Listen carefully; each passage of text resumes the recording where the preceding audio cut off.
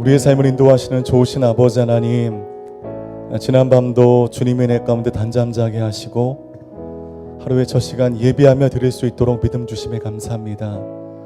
오늘도 비고빈 마음으로 주의 말씀 앞에 서싸우니 주의 말씀의 진리로 내 심령을 채워주시고 그 말씀을 표대 삼아 나아가는 은혜의 한날 살게 하여 주옵소서.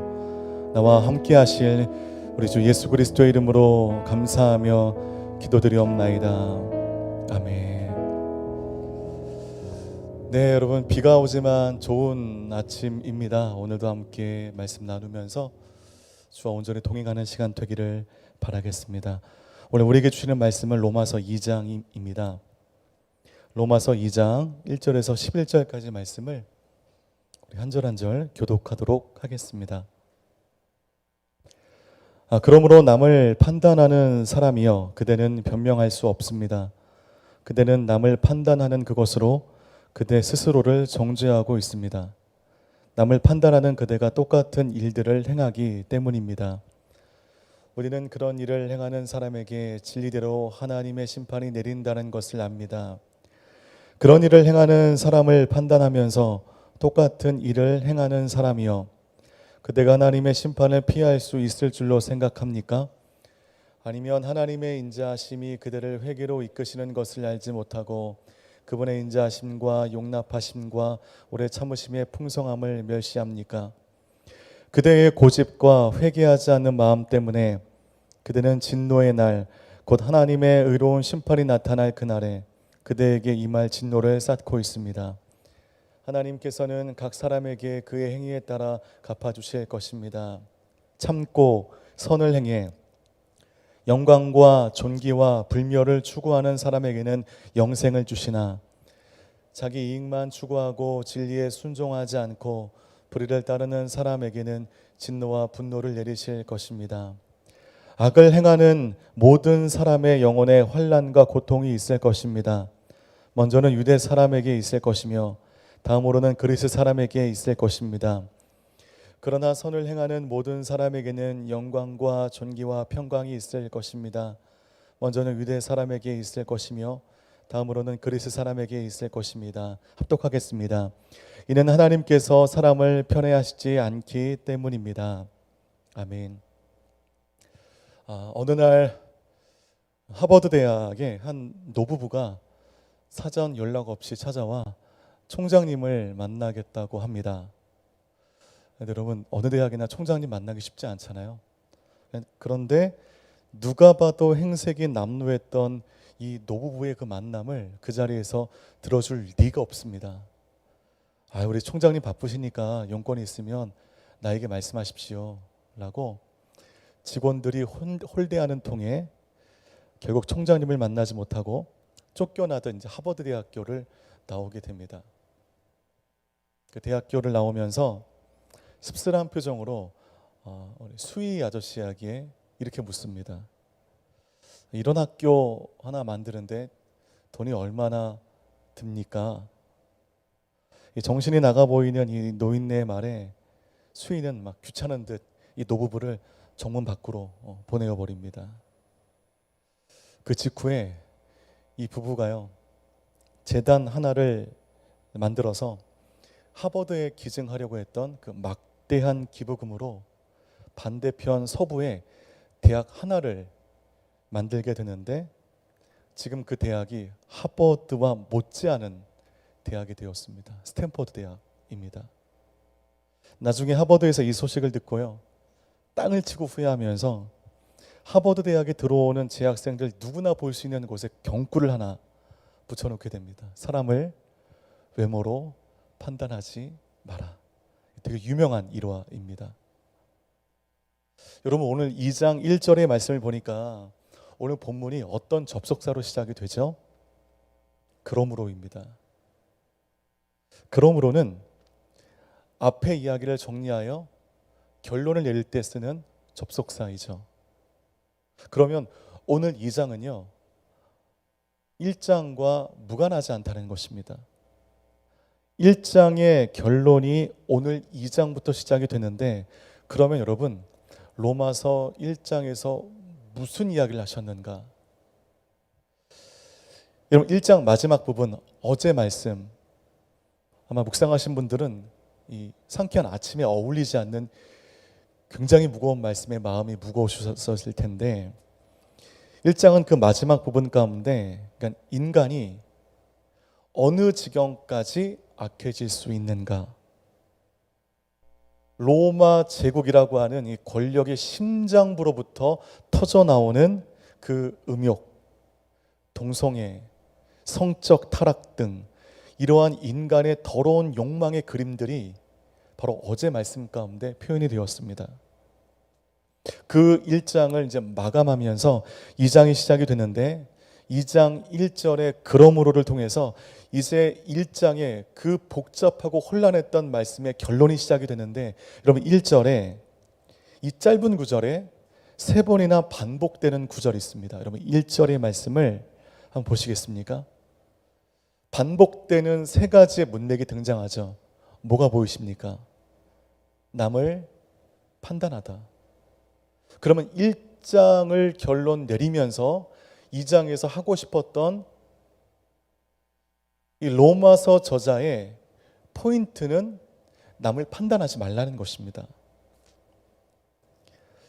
1장의 결론이라고 한다면 우리가 볼 때에도 회개하라, 돌이키라, 성적으로 타락하지 마라, 이것이 결론이 되어야 되는데 왜 이 1장의 결론이 판단하지 말라인지 아리송합니다.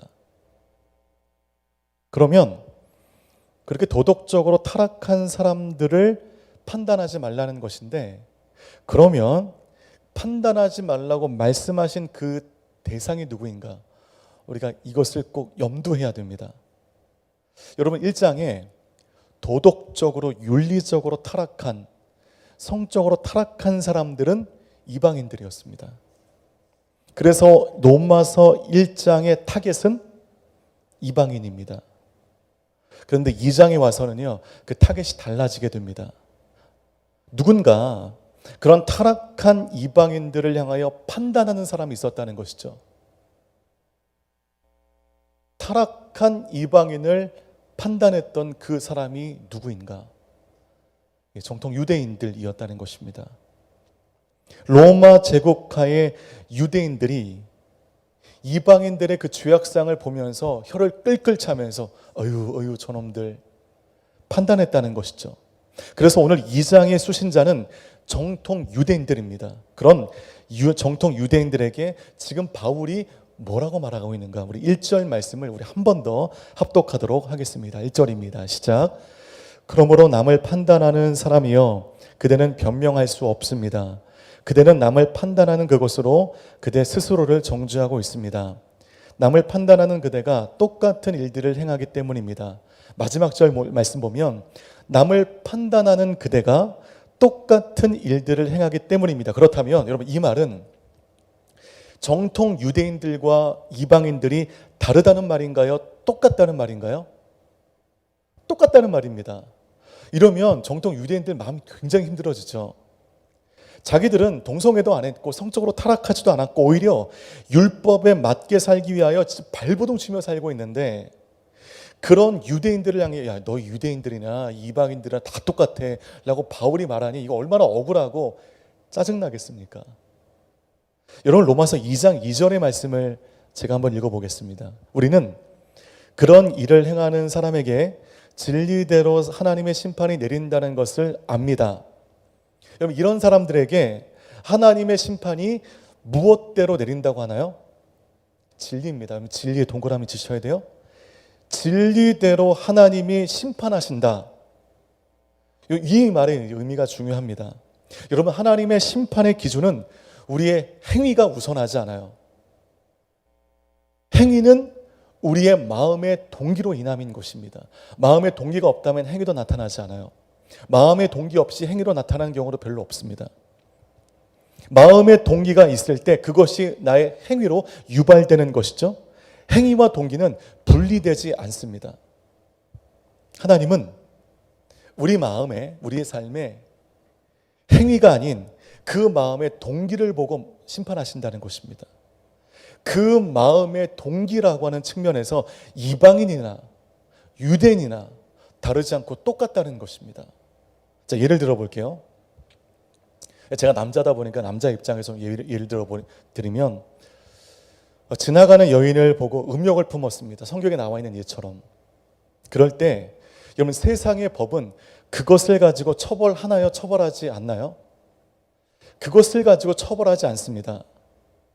법은 객관적 사실, 즉 나타나고 드러난 범죄 행위를 가지고 처벌하기 때문이죠. 너 이러이러한 마음 가졌지? 너 구속이야. 그렇지 않습니다. 그런데 하나님은 그러지 않으신다는 것이죠. 객관적 범죄 행위 전에 그 행위를 유발하게 한 내 마음의 동기로 우리 인생을 처벌하신다는 것입니다. 지나가는 여인을 보고 음욕을 품었을 때 법은 처벌하지 못하지만 하나님의 법 진리는 징계하신다는 것입니다. 여러분, 라쇼몽이라고 하는 효과가 있어요. 라쇼몽. 이게 이제 단어적으로 의미는 동일한 사건에 대해 서로 다른 입장으로 해석하면서 본질 자체를 다르게 인식하는 효과입니다. 예를 들면 아주 우스운 예를 들면요.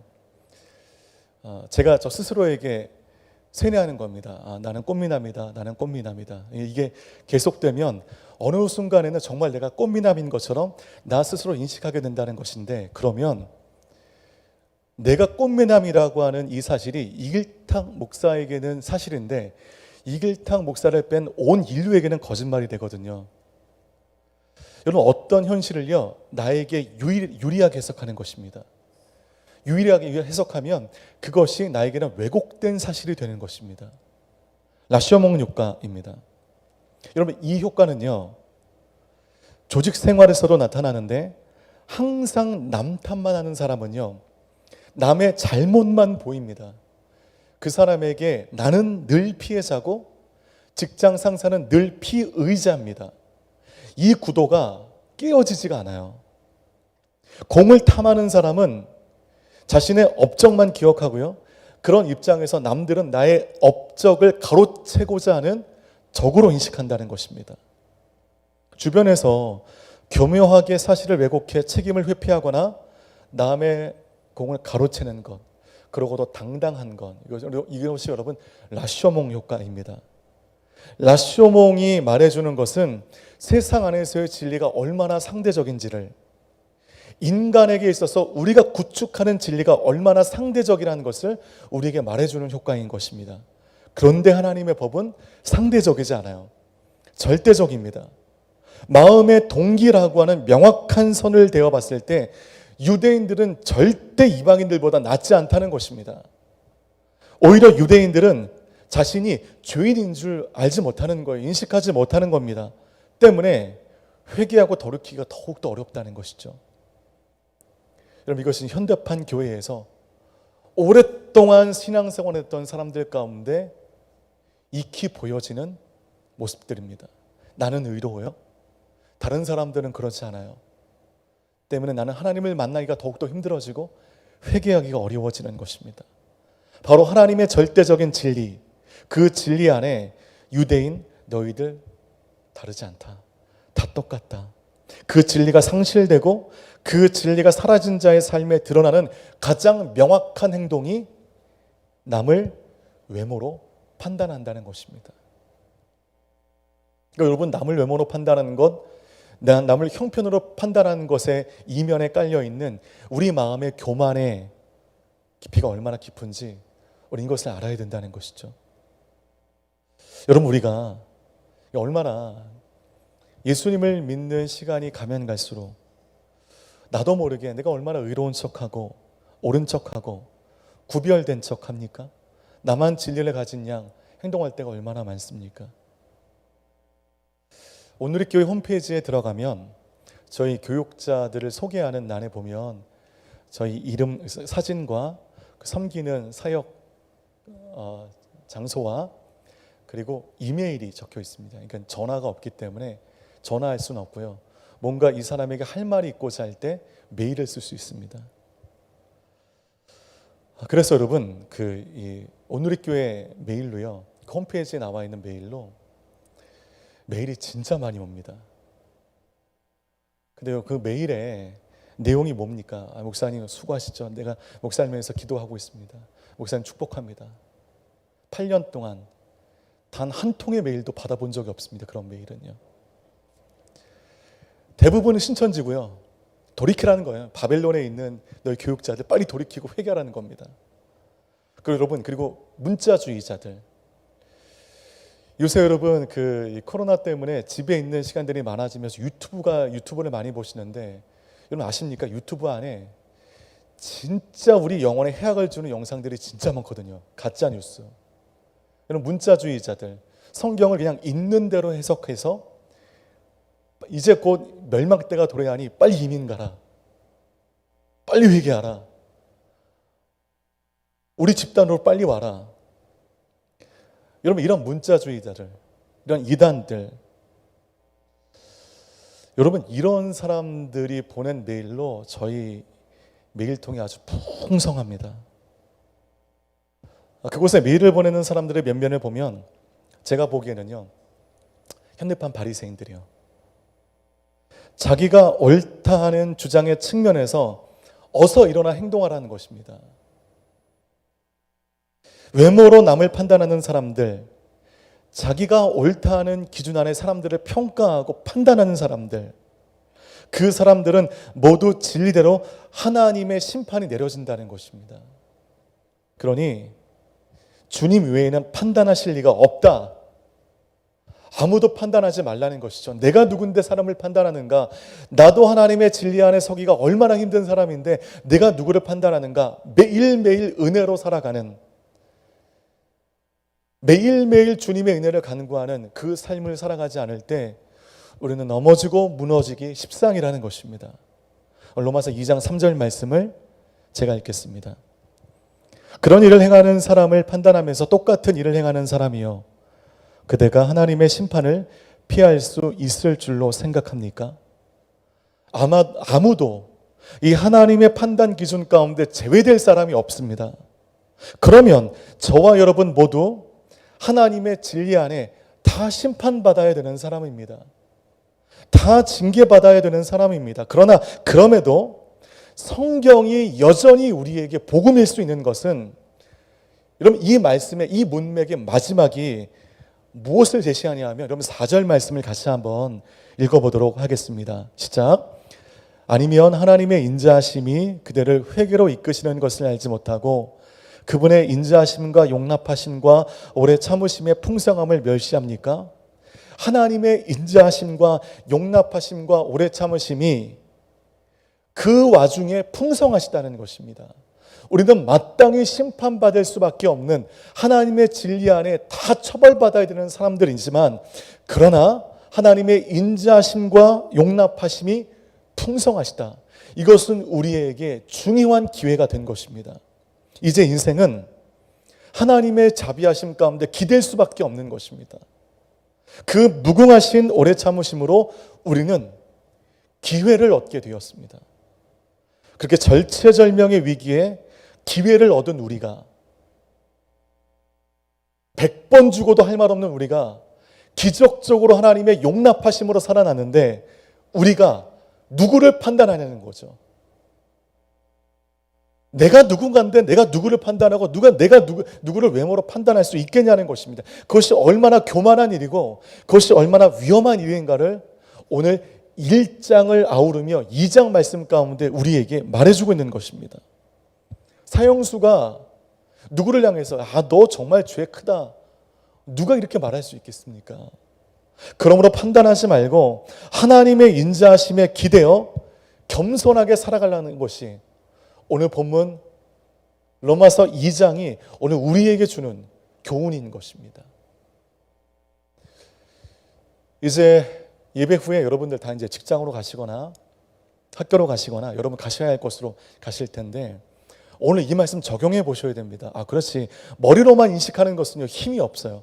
머리로 인식하셨으니, 마음으로 동의가 되셨으니, 이제 하루를 그렇게 살아내보는 것입니다. 판단하지 않는 것입니다. 내가 얼마나 죄인인지를 깨닫는 것입니다.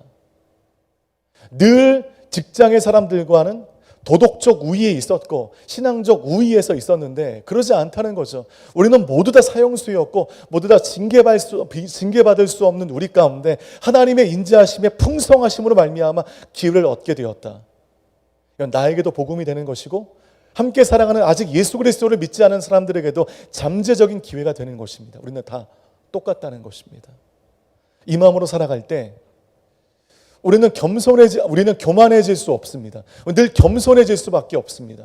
사람을 외모로 판단하디요, 사람을 환경으로 판단하디요, 그것이 얼마나 악한 것인지를 우리 이 말씀을 통해서 깨닫게 되는 것입니다.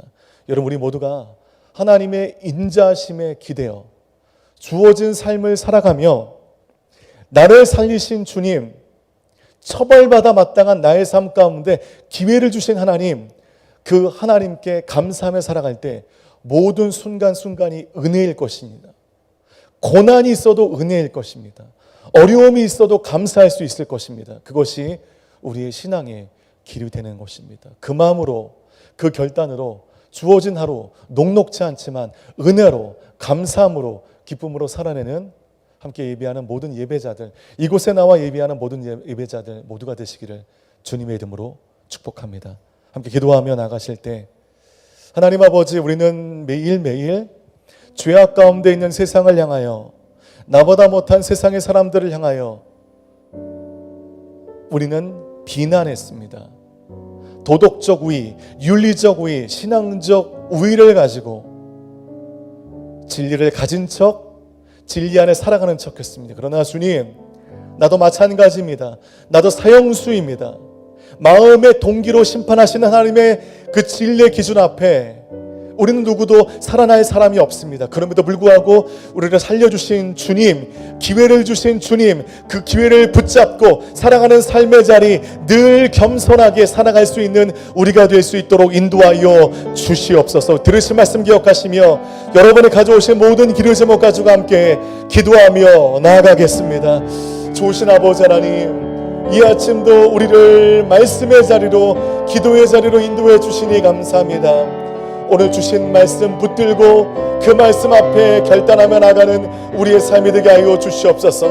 너무나 상대적인 세상의 진리 가운데 하나님은 절대적인 진리를 우리 가운데 더하여 주셨고, 어려워도 힘들어도 그 진리를 붙들고 살아가는 모든 사람들 가운데 하나님의 진리에 기회를 허락하신 아버지 하나님, 오늘 그 마음으로 이 자리에 나와 기도하며 하나님의 은혜 보좌 앞으로 나갑니다. 주님, 나를 살리시고 나를 은혜로 인도하여 주시며 힘을 잃어버린 모든 사람들 가운데, 절망하는 모든 사람들 가운데 다시 한번 진리의 기회, 복음의 기회를 붙잡고 나가는 우리의 삶이 되어질 수 있도록 하나님 인도하여 주시옵소서. 하나님, 오늘도 저마다의 간구를 소원에 간에 가지고 주 앞에 나가옵나이다. 나보다 나를 잘하신 아버지 하나님, 우리의 머리털까지 세심받으신 주님 앞에 나는 숨길 것이 없습니다. 하나님, 내 마음의 무너짐, 내 마음의 고통들 하나님 모든 것 가지고 정직하게 주의 은혜의 보좌 앞으로 나가오니 우리의 마음을 위로하여 주시고 우리의 마음 가운데 힘과 용기를 더하여 주시며 우리가 기도하는 모든 것 가운데 하나님 믿음대로 되게 하시는 주님의 은혜가 역사하게 하여 주시옵소서.